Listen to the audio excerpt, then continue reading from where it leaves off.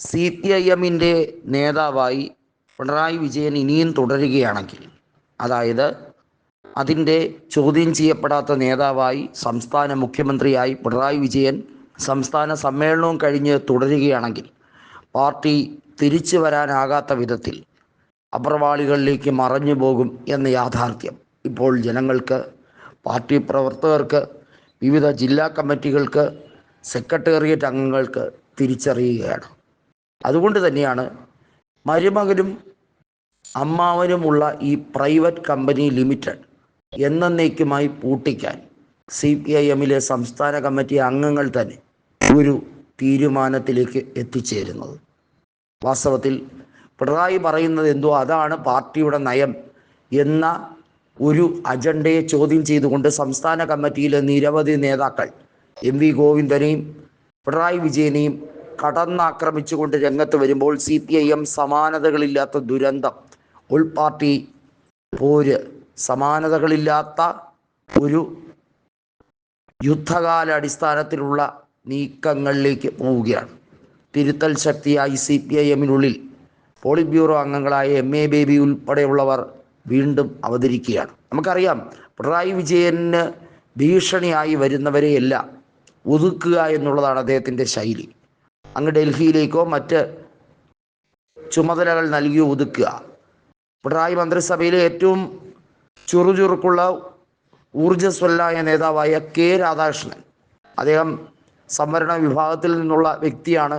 നമുക്കറിയാം, CPIM എന്ന party അടിസ്ഥാന തൊഴിലാളി വർഗത്തിൻ്റെ വോട്ട് നേടിയാണ് എക്കാലത്തും ജയിച്ചിട്ടുള്ളതെങ്കിലും ഇന്നേ വരെ അടിസ്ഥാന തൊഴിലാളി വർഗത്തിനോടോ അല്ലെങ്കിൽ സാധാരണയായി പ്രത്യേകമായും എടുത്തു പറയേണ്ടത് സംവരണ വിഭാഗത്തിൽ നിന്നുള്ളവരെ ഒന്നും പോളിറ്റ് ബ്യൂറോയിലേക്ക് പോലും കടത്തിയിട്ടില്ല.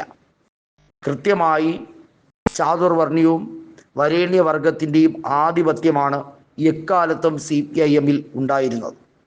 അതിനെ ശരിക്കും പറഞ്ഞാൽ വലിയ തോതിൽ ചോദ്യം ചെയ്ത് പലരും വന്നിട്ടുണ്ടെങ്കിലും അവരെയൊക്കെ അടിച്ചൊതുക്കുന്ന ഒരു കാഴ്ചയാണ് കാലം ഇത്രയും കണ്ടുകൊണ്ടിരുന്നത്. ഇതാണ് ഇവരുടെ യഥാർത്ഥ മുഖം, ഇരട്ട മുഖം. പിണറായി വിജയൻ്റെ ഇരട്ടച്ചങ്കല്ല, യഥാർത്ഥത്തിൽ ഇരട്ട മുഖമാണ് ജനങ്ങൾ തിരിച്ചറിഞ്ഞിരിക്കുന്നത്. ഒന്ന് എന്ന് പറയുന്നത്, ഇപ്പോൾ സ്ഥിരമായി അദ്ദേഹം പത്രസമ്മേളനം നടത്തുമ്പോൾ അദ്ദേഹം പൊട്ടിച്ചിരിക്കുകയാണ് ചെയ്യുന്നത്. ചോദ്യങ്ങൾക്ക് മറുപടി കൊടുക്കാതെ ഹ ഹ ഹ ഹി ഹി ഹി എന്ന് പൊട്ടിച്ചിരിക്കുകയാണ്. എന്ത് ചോദ്യത്തിന്? അദ്ദേഹത്തിൻ്റെ മകളുമായി ബന്ധപ്പെട്ട എക്സാലോജി കമ്പനിയുമായി ബന്ധപ്പെട്ട വിഷയമൊക്കെ വരുമ്പോഴും BJP-യുമായിട്ടുള്ള അഡ്ജസ്റ്റ്മെൻറ്റിനെ കുറിച്ചുള്ള ചോദ്യം വരുമ്പോഴും പൊട്ടിച്ചിരിയാണ്. ഇതാ മുഖ്യമന്ത്രി പിണറായി വിജയൻ്റെ രാജി ആവശ്യപ്പെട്ടുകൊണ്ട് സംസ്ഥാന കമ്മിറ്റി ശക്തമായ അത്യുഗ്രൻ തീരുമാനമെടുക്കുകയാണ്. മുഖ്യമന്ത്രി സ്ഥാനം രാജിവെച്ചൊഴിയുക. രാജിവെച്ചില്ലെങ്കിൽ വലിയ തോതിൽ ഈ പാർട്ടി എന്നേക്കുമായി മൺമറയും എന്ന തിരിച്ചറിവ് ഉണ്ടായിക്കഴിഞ്ഞിരിക്കുന്നു.